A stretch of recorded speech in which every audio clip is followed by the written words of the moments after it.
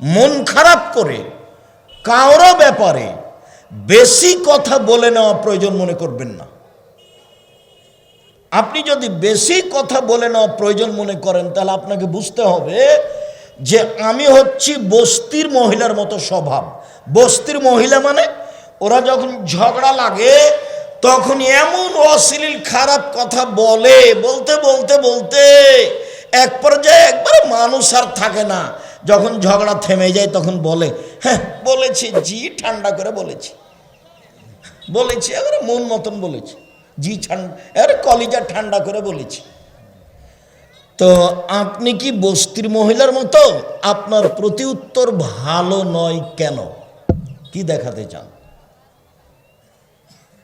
আলেম ওলামা তো বক্তব্যতে উঠলেই একজন আর একজনকে ধুয়ে ছেড়ে দিচ্ছে, আবার ইউটিউবে বিচার করছে, ফেসবুকে বিচার করে নিচ্ছে। তা আমাকে প্রায়ই বলে যে আপনাকে যে এত বলে তা আপনি মুখ খুলেন না কেন? তখন আমি বলি, আরে শোনো, ফেসবুকে তো যা আছে আছে, মোবাইলে যখন আমাকে বলা শুরু করে সেই ভাষাগুলি বলা যাবে না। তো ওর যখন কথা শেষ হয় তখন আমি আবার রিং দিয়ে বলি, ভাইজান আপনার মোবাইলে কি টাকা শেষ হয়ে গেছে? আর কি কিছু বলার ছিল? যদি থাকে তাহলে বলে নেন। আমাকে সেই কথা ভারী লাগে না এ কথা নয়, আমি ওটা মাথায় নিনে ওই উত্তর দেওয়ার আমার প্রয়োজন নেই। আমি অন্তত নিজেকে মানুষ মনে করি। খুব একটা ভালো পর্যায়ে যেতে না পারলেও মানুষ মনে করি। যখনই আমি প্রতি উত্তর খারাপ দিব তখন আমি মানুষ থেকে নিচে নামতে থাকবো। এখন পশু প্রাণী, গরু ছাগল কুকুর ছেলের দিকে আগাচ্ছে। চলেন দেখি আল্লাহ তাআলা বলছেন, ফাবিমা রাহমাতিম মিনাল্লাহ লিনতা লাহুম ওয়ালাউ কুনতা ফাদ্দান গালিদাল কলব লানফাদ্দু মিন হাওলিক। মুহাম্মদ সাল্লাল্লাহু আলাইহি সাল্লাম, আল্লাহর পক্ষ থেকে বড় দয়া যে আপনি নরম আচরণের হয়েছেন, আপনার স্বভাব নরম। আপনি যদি কর্কশ স্বভাবের হতেন, আপনার চাল চলন যদি খারাপ হতো, মানুষ আপনার পাশ থেকে সরে যেত, কেউ আপনার পাশে থাকতো না। শুনুন, এক ফাফু আনহুম, মানুষের দোষ ত্রুটি ক্ষমা করেন আদেশ। মুহাম্মদ সাল্লাল্লাহু আলাইহি ওয়াসাল্লাম মানুষের দোষ ত্রুটি ক্ষমা করেন। দুই, মানুষ আপনাকে গালি দিয়ে বদনাম করে বিরোধিতা করে যে পাপ করেছে, এই পাপ আপনি আল্লাহকে বলেন যে আল্লাহ ওরা যে পাপ করেছে ওটা ক্ষমা করে দাও। আমাকে গালি দিয়ে যে পাপ করেছে এটা কি করো? ক্ষমা করে দাও। সদাচরণ কি জিনিস? প্রতিশোধ নিতে পাবেন না। এক, ক্ষমা করে দেন। বউয়ের সাথে দুটা কথা আপনার উপস্থিত বৈঠকের মুসলিম বোন, এই মেয়ে কথা বলছো কেন? কথা বলছো কেন? মেয়ে মানুষ, আমি তোমার জন্যই তো এসেছি। উপস্থিত বৈঠকের মুসলিম বোন,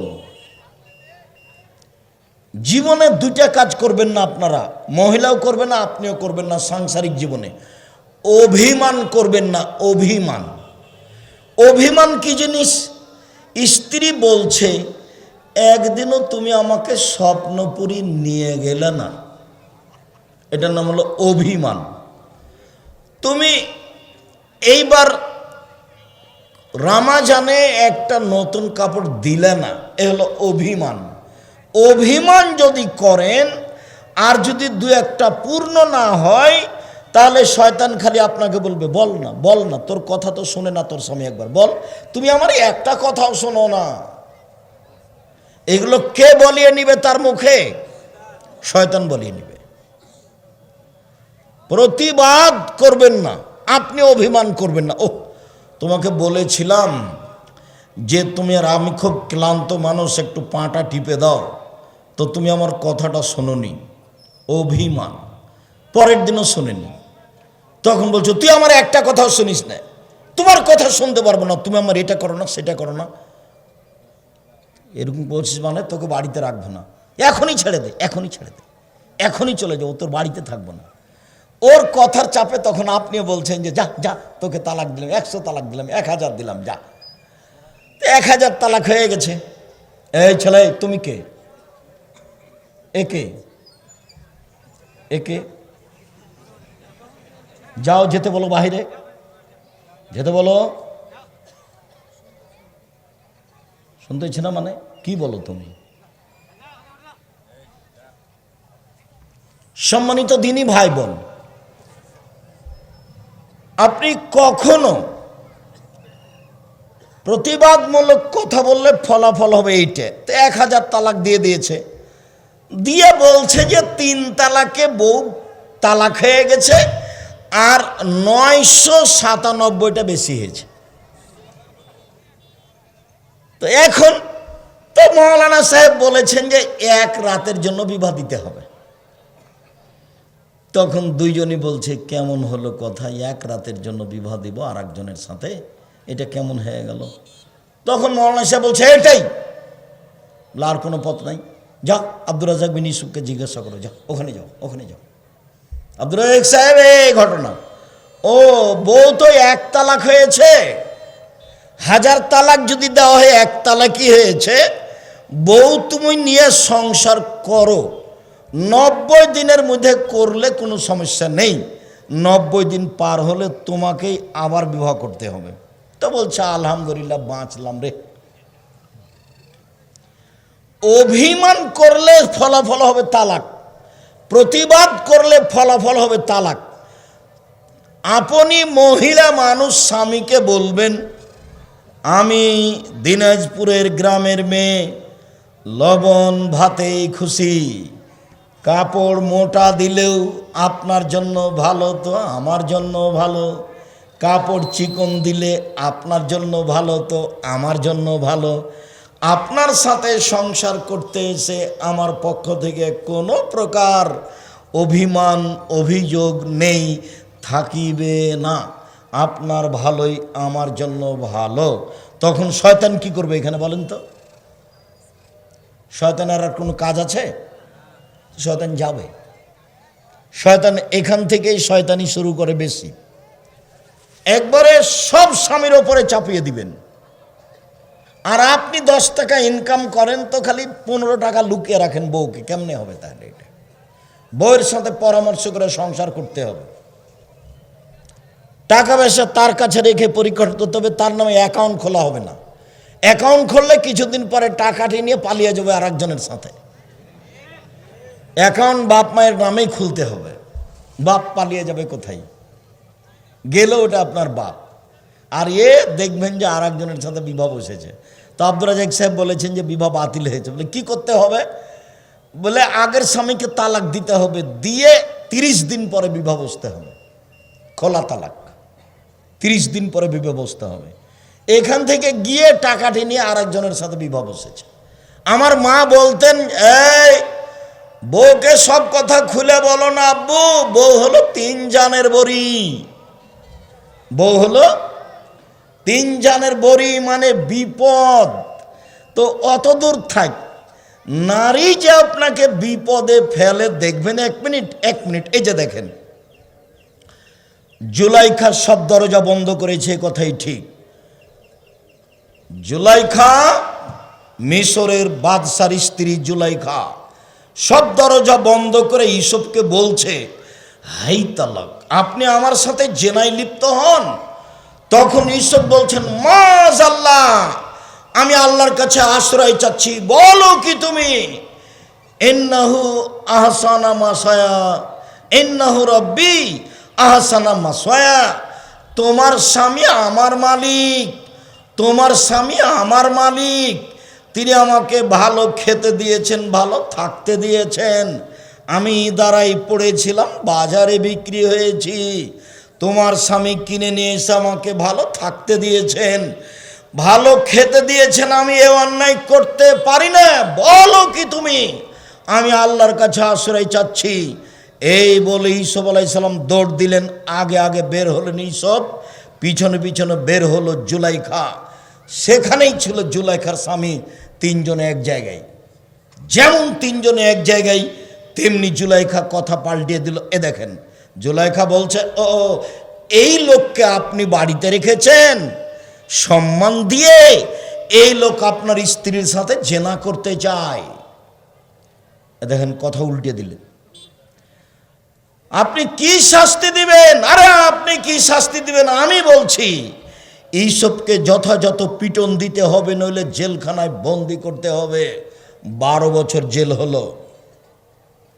12 বছর শেষে সরকারের পক্ষ থেকে ইউসুফকে ডাকতে আসা হলো। ইউসুফ আলাইহিস সালাম বললেন, জি না, আমি জেল থেকে বের হব না। জুলাইখাকে জাতির সামনে ঘোষণা দিতে হবে আমি অন্যায় করেছি, ইউসুফ করেনি। যতদিন পর্যন্ত জুলাইখা জাতির সামনে ঘোষণা না দিবে, ততদিন পর্যন্ত আমি ইউসুফ জেল থেকে বের হব না। আমাদের নবী মুহাম্মদ সাল্লাল্লাহু আলাইহি ওয়াসাল্লাম বলেন, ইউসুফের ধৈর্য আমার চেয়ে অনেক বেশি। আমাদের নবী বলেন, ইউসুফের ধৈর্য আমার চেয়ে অনেক বেশি। আমাদের নবী বলেন, ইউসুফের ধৈর্য আমার চেয়ে অনেক বেশি। আমি যদি 12 বছর জেলে থাকতাম, সরকারের লোক যদি আমাকে ডাকতে আসতো, তাহলে আমি বলতাম, চলো চলো চলো চলো, এই কথা আমি বলতাম। কিন্তু ইউসুফ তা বললেন না। এইসব বললেন, জি না, আমি জেল থেকে বের হব না। জুলাইখাকে জাতির সামনে ঘোষণা দিতে হবে অন্যায় আমি জুলাইখা করেছি, ইউসুফ করেনি।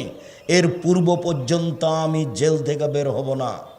আমি তোমাকে শতবার বলেছি, যুবক, ওই মেয়ের সাথে তুমি কথা বলো না। ও তোমাকে ধ্বংস করবে, তোমার বাপকে ধ্বংস করবে, তোমার বিদ্যাকে ধ্বংস করবে, তোমার জাতিকে ধ্বংস করবে। তুমি তাকে চিনতে পারোনি। ও যদি তোমার সাথে প্রেমের গল্প করে, মনে রাখতে হবে তোমাকে এ মেয়ে আরো 10 জনের সাথে প্রেমের গল্প করে। আর ওই বোকা মেয়েকে বুঝতে হবে যে আমি যেই ছেলের সাথে কথা বলে সব বিলিয়ে দিয়েছি, সেই ছেলের আরো 10 জন মেয়ের সাথে সম্পর্ক আছে। শুনুন, রাসূল সাল্লাল্লাহু আলাইহি সাল্লাম বলেন, পৃথিবীতে 3টা বিপদ নেমে আসবে 3টা পাপের কারণে। পৃথিবীতে 3টা বিপদ নেমে আসবে 3টা পাপের কারণে। 1, ভূমিকম্প হবে। 2, আকার আকৃতি পরিবর্তন হবে। সন্ধ্যায় ছিল মানুষ, সকালে হবে বানর, সুর। 2, আকার আকৃতি পরিবর্তন হবে। সন্ধ্যায় ছিল মানুষ, সকালে হবে সুর, শুকুর, বানর। 3, সামাজিক সমস্যা নেমে আসবে। মসজিদে মারামারি, মাদ্রাসাতে মারামারি, জমির দাম যা, রেস্টি খরচ তাই, সব সমস্যা চতুর্দিক থেকে নেমে আসবে 3টা পাপের কারণে। 1, এই যে সারেবুল খমরা, মানুষ যখন বিড়ি, তামাক, জর্দা, সিগারেট, গুল, নেশাদার দ্রব্য খাবে, পান করবে, তখন 3টা সমস্যা নেমে আসবে। 2, জাহরাতিল কায়নাত, মেয়েরা যখন নাচবে, সব মোবাইলে মেয়ে নাচে, সব দোকানে মেয়ে নাচে, সব বাড়িতে মেয়ে নাচে। মেয়েরা যেদিন নাচবে সেই দিন 3টা বিপদ নেমে আসবে।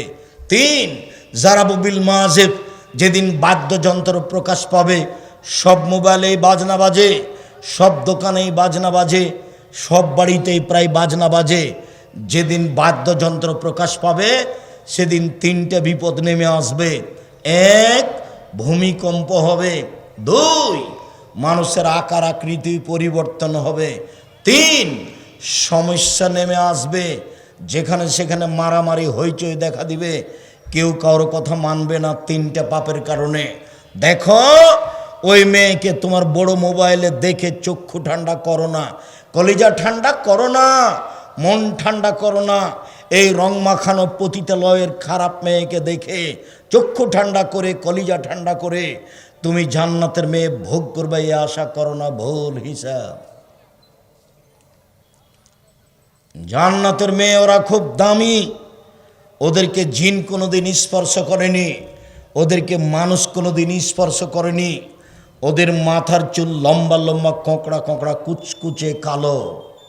ওদের চক্ষু হচ্ছে টানা টানা, লম্বা লম্বা, মনে হবে যেন সুরমা লাগানো আছে। একবারে ডাগর ডাগর, বড় বড়, লম্বা লম্বা চোখ বিশিষ্ট তারা। তাদের কোনোদিন পেশাব হবে না, তাদের কোনোদিন পায়খানা হবে না, তাদের কোনোদিন হায়েজ হবে না, তাদের কোনোদিন কাপড় ময়লা হবে না। ওরা ভিন্ন ধরনের নারী, অতীব সুন্দরী নারী। এই নারী জান্নাতে ভোগ করতে হলে এই রং মাখানো পতিতালয়ের নারী থেকে বিরত থাকো, পথ সহজ। আল্লাহর নবী বলেন 3 শ্রেণীর মানুষ জান্নাতে যাবেই। এই ছেলে, ওই যে বাচ্চাটা দৌড়াদৌড়ি করছে, আমি এখান থেকে দেখতে পাচ্ছি, তুমি দেখতে পাও না? তোমাকে যে বললাম এ পাড়ার ছেলেরা যারা প্রোগ্রামের ব্যবস্থা করেছো তারা এখানে দাঁড়াও, একজন মধ্যে একজন দাঁড়াও, ওই মাথায় একজন দাঁড়াও, মাঝামাঝিতে একজন থাকো, ওখানে অন্তত 10 জন দাঁড়াও। কালকে যেখানে প্রোগ্রাম ছিল 30-40 হাজার মতো মানুষ ছিল, অন্তত 40 জন পাহারাদার ছিল, 40 জন। পিপিলিকা এদিক ওদিক যেতে পারবে না। তোমরা নিজেরা একটু দায়িত্ব পালন করো, যাতে করে পথটা আমাদের জন্য, যারা এসেছি আমরা, আমাদের জন্য যেন সহজ হয়। একটু বলে নি, 3 শ্রেণীর মানুষ জান্নাতে যাবেই যাবেই যাবে। 1, আল্লাহর ভয়ে কাঁদে যে। 2, আল্লাহ রাস্তায় পাহারা দেয় যে।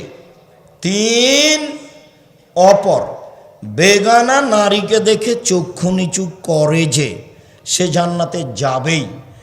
এবার তোমার মোবাইলের কি হবে? এবার তোমার বাড়িতে দেওয়াল ভর্তি টিভির কি হবে? এবার আপনি যে কলেজের প্রিন্সিপাল, মহিলা কলেজের, আপনার কি হবে? আপনি যে গার্লস স্কুলের প্রধান হেডমাস্টার, আপনার কি হবে? দুনিয়াতে সব মেয়ে উলঙ্গ হয়ে গেলে ধর্ম বিকৃত হবে না। পৃথিবীর মানুষ, আমাদের নবী মুহাম্মদ সাল্লাল্লাহু আলাইহি ওয়াসাল্লাম দুঃখ করে বলেছেন, আফসোস করে বলে গেছেন, পৃথিবীর মানুষ শুনে রেখো, আমার উম্মত কৃষ্টি কালচারে, চাল চরিত্রে, পোশাক আশাকে, চলন ফিরনে, খাতা কলমে, পড়াশোনায় মিলে যাবে ইহুদি খ্রিস্টানদের সাথে। ডান হাতের বিঘত যেমন বাম হাতের সমান, বাম হাতের বিঘত যেমন ডান হাতের সমান। আমার উম্মত চাল চলনে, কথাবার্তায়, পোশাক আশাকে, কৃষ্টি কালচারে মিলে যাবে ইহুদি খ্রিস্টানদের সমান। ডান পায়ের জুতা যেমন বাম পায়ের সমান, বাম পায়ের জুতা যেমন ডান পায়ের সমান, সমান সমান মিলে যাবে। এই পর্যন্ত হলেই তো যথেষ্ট ছিল। এবার তিনি নিচে নামতে লাগলেন, ভাষার নিচে নামতে নামতে নামতে বলছেন, পৃথিবীর মানুষ শুনে রেখো, আমি বলে গেলাম, ইহুদি খ্রিস্টান যদি মায়ের সাথে জেনা করে থাকে, আমার উম্মত মায়ের সাথেও জেনা করবে। এই কথা আল্লাহর নবীর মুখের কথা, হাদিস সহিহ। পড়ে দেখেন, উপদেশ বইয়ে লেখা আছে বা ক্ষতিগ্রস্ত বইয়ে কোথাও লেখা আছে। আপনি দেখতে পান না মেয়েদের সামনের চুল ছোট কেন? আপনি দেখতে পান না মেয়েদের লম্বা লম্বা নখ, নেইল পালিশ দেওয়া আছে? ইহুদি খ্রিস্টানদের পতিতালয়ের মেয়েদের বৈশিষ্ট্য লম্বা নখ রাখা এবং নেইল পালিশ দেওয়া। প্রায় মেয়ে নখ লম্বা রেখেছে, প্রায় মেয়ে।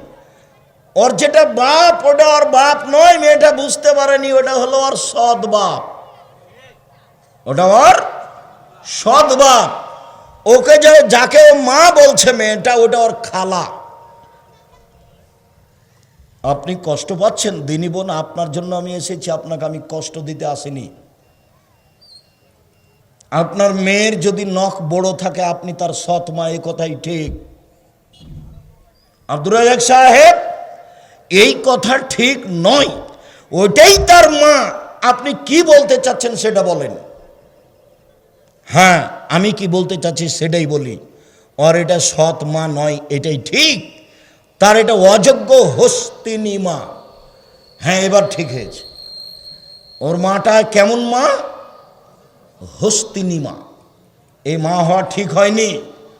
বাপে বিবাহ দিয়েছে, স্বামীর কাছে গেছে, সেই জন্য বাচ্চা হয়ে গেছে, এই জন্য মা।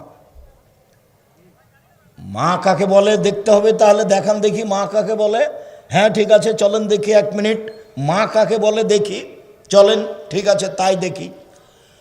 জাবের রাদিয়াল্লাহু তাআলা আনহু বলেন যে আমরা যুদ্ধ করে আসছিলাম, মদিনায় ঢুকবো, তো আল্লাহর নবী বললেন, এই শোনো, সবাই এখানে বসো, এখানে রাতে থাকবো, সকালে মদিনায় যাব, বাড়িতে যাব। আমি জাবের বললাম, আল্লাহর নবী, আমি নতুন বিবাহ করেছি, আমাকে বাড়ি যেতে অনুমতি দেন। তখন আল্লাহ রসুল বলছেন, ও তুমি নতুন বিবাহ করেছ? কুমারী মেয়ে বিবাহ করেছ না তালাক প্রাপ্তা মেয়ে বিবাহ করেছ? তা আমি বললাম, আল্লাহর নবী, আমি কুমারী অবিবাহিতা মেয়ে বিবাহ করিনি, তালাক প্রাপ্তা বেশি বয়সের মহিলাকে বিবাহ করেছি। আরে আল্লাহ বিক্রাম তোলায় বকা, তুমি কুমারী মেয়ে কেন বিবাহ করলে না? তুমি তার সাথে খেলতে, ও তোমার সাথে খেলতো। আরে তুমি কুমারী মেয়ে কেন বিবাহ করলে না? তুমি তার সাথে খেলতে, ও তোমার সাথে খেলতো। আল্লাহর নবী, আমার বাপ উহুদের যুদ্ধে শহীদ হয়েছে 9 জন মেয়ে রেখে, আমার 9 জন বোন আছে। আকরাহান উযাব্বিজা আতাযাওয়াজা মিসলাহুন্না, আমার বোনদের সমবয়সের কম বুদ্ধির মেয়েকে বিবাহ করা আমি পছন্দ করিনি 4টা কারণে। আল্লাহর নবী, আমার বাপ উহুদের যুদ্ধে শহীদ হয়েছেন 9 জন মেয়ে রেখে, আমার 9 জন বোন আছে, আমার বোনদের সমবয়সের মেয়েকে আমি বিবাহ করিনি 4টা কারণে। 1, লিতুআল্লিমাহুন্না, আমার স্ত্রী যেন আমার বোনদেরকে বিদ্যা শিখাতে পারে, এই জন্য বেশি বয়সের মেয়ে বিবাহ করেছি।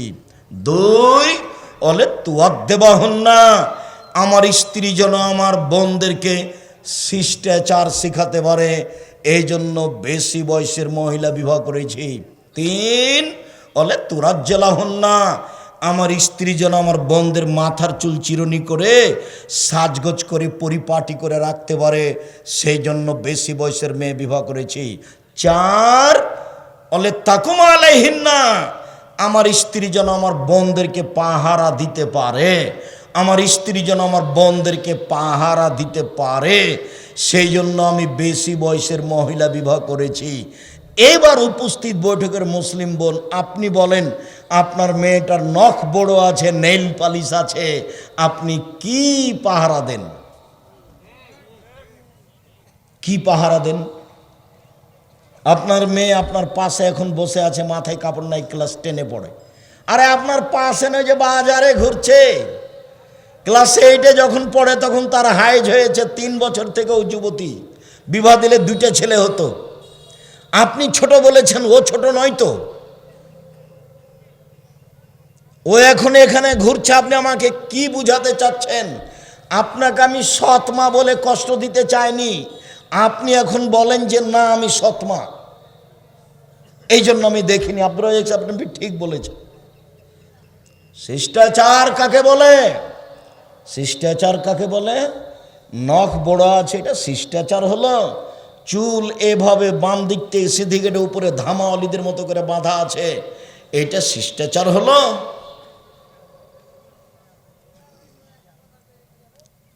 কম বয়সের মেয়ে, বেশি বয়সের মেয়ে ব্রেসিয়ার পরে নিজেকে কম বয়সের দেখাচ্ছে, এটা শিষ্টাচার হলো? খাটো মেয়ে উঁচা স্যান্ডেল পরে নিজেকে লম্বা দেখাচ্ছে, এটা শিষ্টাচার হলো? ভুরু তুলে চিকন করে কাজল দিয়ে রেখেছে, এটা শিষ্টাচার হলো? দাঁত ছিলে চিকন করে রেখেছে বিউটি পার্লারে গিয়ে, এটা শিষ্টাচার হলো? গোটাটায় প্রতারণা, তারপরেও আপনি মা, এটা কেমন হলো কথা? ভুল হিসাব, আপনি বুঝতে ভুল করেছেন। সম্মানিত দিনী ভাই বোন, আমার এখানে কথা আরও ছিল, তো আমি এখানে রেখে দিলাম। আসলে বিষয় আজকের এটা নয়। সদা